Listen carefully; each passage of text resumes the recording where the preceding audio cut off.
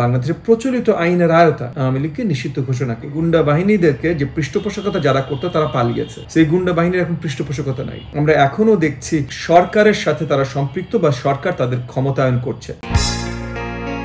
তারা নিজেরাও পরিষ্কার করেনি তাদের অর্থের উৎস কি, যেটা একটু দুঃখজনক। কারণ তারা প্রথম থেকে বলে এসছেন তারা নতুন ধরনের রাজনীতি দেখতে চান, আমরাও দেখতে চাই। মনে করেন বিএনপি যদি এরকম বড় ব্যয়বহুল একটা আপনার অনুষ্ঠান করে, তখন তারা কিভাবে করে আমাদের কাছে পরিষ্কার না করলেও আমরা এতটুকু জানি যে ওই বিএনপির সেন্ট্রাল কমিটিতে বা এই অনুষ্ঠান করবার দায়িত্বে যে নেতারা আছেন তাদের নিজেদের ব্যবসা এত বড় আছে, বা তাদের মধ্যে অনেকেরই ব্যবসা এত বড় আছে যে তারা ডোনেশন করে করতে পারেন। তবু আমার মনে হয় সবারই এগুলো খোলাসা করা উচিত। জামাতে ইসলামের খোলাসা করা উচিত, আমাদের খোলাসা করা উচিত, আমরা পরিষ্কার খোলাসা করিও। আসলে আমার পার্টিতে মানে এনডিএমে আমরা যখনই কোনো অনুষ্ঠান হয় কতখানি চাঁদা তোলা হয়, কারা কারা চাঁদা দিয়েছেন, কত দিয়েছেন, কারণ তাদেরকে ক্রেডিট দেওয়া হয় এই চাঁদাটা দলের অনুষ্ঠানে দেবার জন্য। সো সেই কারণে এগুলোর সব হিসাব আমরা ব্যাখ্যা রাখি, সব কিছু রাখি।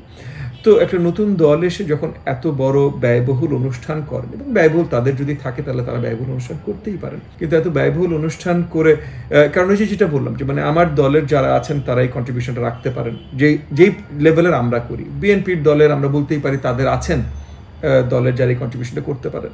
তবে আবার এনসিপির কথা যদি বলি, এনসিপিতে সবাই তরুণ, এই ধরনের কন্ট্রিবিউশন করতে পারেন এটার মতো নেতৃবৃন্দ তাদের কম আছে। তাহলে হতেই পারে তারা অন্য কোথাও থেকে হয়তো জনগণের কাছ থেকে বিকাশের মাধ্যমে টাকা তুলেছেন, বা হয়তো ব্যবসা প্রতিষ্ঠানের কাছে গিয়ে তারা স্পন্সরশিপ নিয়েছেন।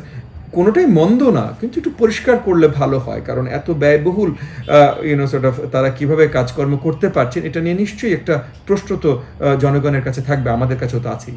মানে কিংস পার্টি বলতে আসলে কি আছে আমি জানি না, তবে সোশ্যাল মিডিয়া বা যেখানে কিংস পার্টি বলে যেটা বোঝাতে চেষ্টা করছেন, আমার ধারণা এটা ভুল হতে পারে, বাট আমার ধারণা হলো যে কিংস পার্টি বলে বোঝাতে চেষ্টা করছেন যে সরকারের সাথে তারা সম্পৃক্ত বা সরকার তাদের ক্ষমতায়ন করছে।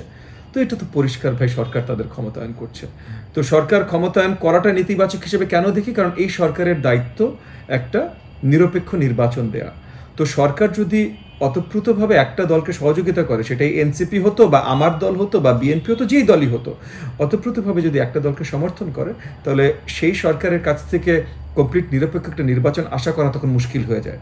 সো এই জায়গা থেকে আমার মনে হয় সরকারেরও ডিস্টেন্স করা উচিত তাদের এনসিপি থেকে, এনসিপিরও হয়তো সরকারের সহযোগিতা নেওয়া থেকে ডিস্টেন্স করা উচিত। দেখেন, বাংলাদেশের জনগণের কাছে তো আওয়ামী লীগ শেষ বলে আমরা মনে করি। আর একই সাথে বাংলাদেশের প্রচলিত আইনের মাধ্যমে, মানে প্রচলিত আইনের ঠিকভাবে বিশ্লেষণ করলে আমরা দেখব যে আওয়ামী লীগ একটা অর্গানাইজেশন হিসেবে, একটা সংগঠন হিসেবে যা যা করেছে তার ভিত্তিতে আওয়ামী লীগ নিষিদ্ধ ঘোষণা হবার কথা বাংলাদেশের প্রচলিত আইনে। তারপর অবভিয়াসলি প্রচলিত আইনের আপনার প্রয়োগটা কত শক্তভাবে হয়, কি হয়, সেগুলো তো বিজ্ঞ আদালতের উপরেই আসবে। এগুলো তো আর আমরা ধরে দিতে পারবো না বিজ্ঞ আদালতের। কিন্তু আমরা আমাদের জায়গা থেকে বিজ্ঞ আদালতের কাছে অ্যাপিল করেছি বাংলাদেশের প্রচলিত আইনের আয়তায় আওয়ামী লীগকে নিষিদ্ধ ঘোষণা করতে। তো সেটা একটা আছে। আরেকটা আছে হলো যে বাংলাদেশের জনগণের কাছে আওয়ামী লীগের গ্রহণযোগ্যতা নেই, একেবারেই শেষ। এটা একটা ফ্যাসিস্ট অর্গানাইজেশন হিসেবে বাংলাদেশের জনগণের কাছে পরিচিতি পেয়েছে। তবে এখন যদি মনে করেন সুশাসন আসতে অনেক দেরি হয় এবং নির্বাচনও বারবার করে পেছানো হয়, এরকম ঘটনা ঘটলে হয়তো খুব বেশি অবাক হব না যে জনমনে হয়তো এরকম এইসব ধোঁয়াশা সৃষ্টি করার কারণে জনমনে একটা আলোচনা আসতেই পারে যে সবাই খারাপ, তাইলে আর শুধু আওয়ামী লীগ কেন খারাপ হবে, এই ধরনের একটা আলোচনা আসতেই পারে। এটা ভুল হবে। তবে এই আরেকটা কারণ, যে কারণে আমরা বিশ্বাস করি যে যত শীঘ্রই সম্ভব সুন্দর একটা নিরপেক্ষ নির্বাচন দেওয়াটা প্রয়োজন।